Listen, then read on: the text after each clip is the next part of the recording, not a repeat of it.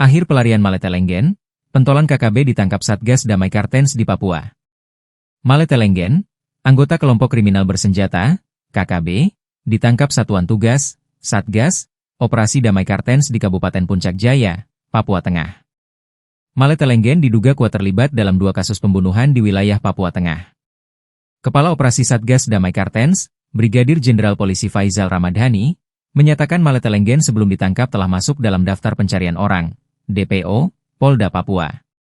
Anggota KKB Maletelenggen masuk dalam daftar pencarian orang dan terlihat dalam kasus Serka Jeffrey di Kampung Luguneri, Distrik Pagaleme, Kabupaten Puncak, ujar Faizal Ramadhani dalam keterangan tertulis yang diterima Kompas.com, Minggu, 20 Juli 2025. Faizal menjelaskan, Serka Jeffrey tewas dihabisi pada 15 Agustus 2024 di Sport Center.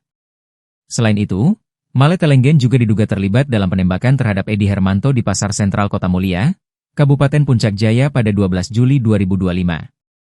Dalam aksi terakhir, Maletelenggen berperan sebagai pengendara motor yang membonceng pelaku penembakan bernama Nanubingga Numbi, ujar Faizal.